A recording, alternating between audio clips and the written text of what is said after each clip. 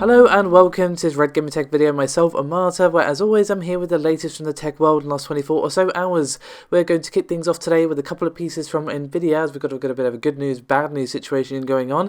And why not start off the video with a bit of a sour note, as we have some bad news regarding some disappointing sales for the RTX 2070 and 2080. So what we have here is that Nvidia did release their earnings report for the fourth quarter of the financial year 2019. Yes, financial years are weird. Don't ask me, I don't know. Anywho, while that sounded impressive, they did bring in about $2.21 billion in revenue, and they beat expectations overall. At the same time, they did reveal that their gaming revenue has seen a significant drop of 45% from the last year, which is ouch, which basically means that Geforce has been not doing well at all in comparison to the previous year. Now, what does it actually mean in terms of, well, how much they made? Well, they made $954 million compared to the over $1 billion that they made in the previous year. So yeah, we're talking a significant decrease. Again, 45%. Now, interestingly, this is not just quarter to quarter, but also year to year. So compared to the last quarter, they're down 46%, but again, year over year, they are down to 45% that I've already mentioned. Now, we did see increases elsewhere in the business in data center, automotive, and professional. They were up from the previous year, and obviously we've seen a slight decline in other areas like IOEM and IP sales, which have been put to the doorstep of crypto, and of course that's been on the decline ever since the bubble burst. There was a 22% decline there from the previous quarter, and a 36% decline from the previous year. But obviously the main thing that we're focusing on here is that the fact that the RTX 2070 and 2080 have been lower than expected, and gaming revenue has been significantly down. Now, I do have a bit of a statement here from Jensen Huang, who of course is the CEO of Nvidia, and he said, quote, 2018 was a record year but was a disappointing finish. This quarter we expect to put the channel inventory issue aside behind us and get back on track. As a pioneer of accelerated computing, our position is unique and strong, and the opportunities ahead in graphic, high-performance computing, AI, and autonomous machines remains enormous. We are enthusiastic about these growth opportunities as ever. So what is to blame here for this very sharp decrease in their gaming segment? Well, as with anything this complicated, it's no one thing. The cryptocurrency market is definitely a factor, because Nvidia did delay the Turing cards in order to give them extra time to get rid of the excess Pascal cards that they had, which obviously they made a ton of because they were just selling like absolute hotcakes during the absolute peak of the cryptocurrency craze, and obviously now they've been left with a bunch of leftover stock which they still haven't completely cleared. And obviously there's the sort of elephant in the room. There is the price versus performance of the Turing cards versus Pascal. Now obviously the Turing cards covered a lot of improvements and obviously the new features like ray tracing and DLSS, but if you already have like a 1080 or 1080 Ti, if you're not bothered about ray tracing, I would not blame you for not upgrading to a Turing card, because they're significantly more expensive. It is obviously on the lower end, like the RTX 2060, we will start to see the price versus performance start to balance out, but at the very top, the RTX 2080 and 2080 Ti, while they are impressive, if you already have the flagship from the previous gen, you don't really have a whole lot of motivation to cough up over $1,000 for a new graphics card. And Nvidia themselves have kind of touched on this a little bit, because they did also state that the reason for the poor sales was due to them introducing those high-end cards first. I'm sure you remember at Gamescom, all we saw was a 2080 and 2080 Ti. We of course did see that the 2070 was a thing that exists, but we didn't know anything about it. And obviously we've only really just seen the 2060 come out onto the market, all that sort of stuff.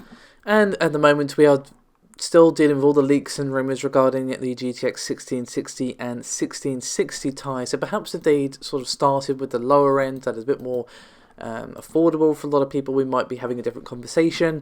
Now, I do have a bit of a statement here from Nvidia's financials, which reads, quote, when we launched the 2070 and 2080, it was the first time we've ever launched a new generation where the only available SKUs were very high-end. And in addition to that, the early boards that came out into the marketplace were the special edition and the overclocked versions, and the MSRP versions didn't show up for some short time after, a couple of months after. and the conditions weren't ideal, if you will. We weren't able to launch into the mainstream segment with 2060 for all the reasons that I think everybody understands now, and so I think that the situ wasn't ideal. When you take a look at our situation now, every single graphics card had the best performance at its price point and remains so today. Now obviously the other elephant in the room is like, yes, ray tracing is very impressive and is very sort of, I guess it has the potential to be great for the future is the best way to put it, but there's very, very few games that have actually supported it. Only 3 games exist that actually support DLSS, and 2 games which use ray tracing. Now, of course, I did discuss the other day how Unreal Engine 4 just got ray tracing support, so perhaps we're going to be seeing more of it, but that's obviously just ray tracing, not necessarily Nvidia ray tracing. But yes, the lack of support on the game side has definitely been a big factor as well, because when the sort of main selling point of the RTX cards is, well, RTX, when you've got very, very few games that actually support it, you're like, well, okay, if I've still got a perfectly good 1080 Ti, why would I cough up for this graphics card that I can't even use the fancy feature of? But despite all of this, Nvidia are of course remaining confident. Jensen Huang sounded very confident in his statement earlier, and of course we have seen the launch of the RTX 2060, and we're going to be seeing the upcoming 1660 and 1660 Ti, so we're going to be seeing the more affordable cards come out, and perhaps Nvidia will see a bounce back as we start to see more game support for ray tracing and all that as well. Obviously that's not the case for 1660, as it doesn't have ray tracing, but you kind of get my point.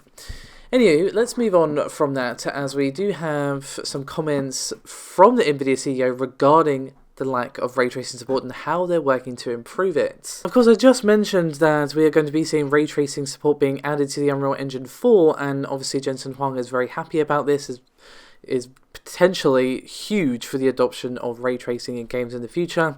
But when he was talking about this, he might have let something slip, that we might be seeing support for Unity for ray tracing. And then he said, quote, and then probably one of the biggest stories that came out just last week is that Unreal Engine and Unity, both the game engines that are going to incorporate RTX and ray tracing technology in the engine itself. And so all future games in the future will be able to take advantage of that, so that's really big news that I'm excited about. Now you might wonder, did he just mess up? Was it just a mistake? Nope, because he mentioned it later on in the comments that he made. He said, quote, and we've already spoken about ray tracing earlier, and we know that every single games that are coming out, we're working with the developers to incorporate RTX technology, and a very, very big deal, both Epic with Unreal Engine and Unity Engine are going to incorporate ray tracing. It is very, very clear the next generation of computer graphics is ray tracing, and all the work that we've done with RTX to move the industry forward is well worth it. But remember, that's just the graphics part of Turing.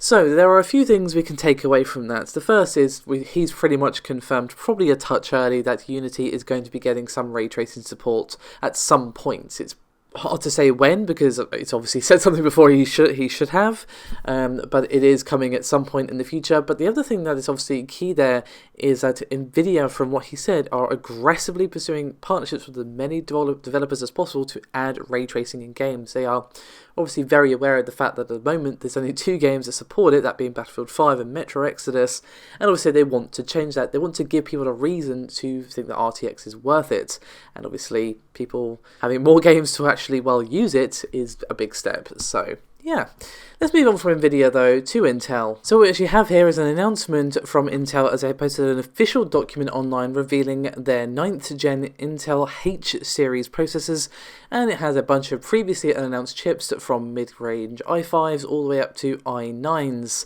And yes, these are yet more coffee-like architecture-based processors, and they are going to be, you guessed it, 14nm++. So at the very top of the H series, we see the 9980HK, and as you might guess by the K on the end there, this has unlocked multiplier overclocking. It is the only H series part that has it, and it also has 8 cores, 16 threads, and 16 megs of L3 cache. And we do see a 5 GHz boost clock listed here by Intel.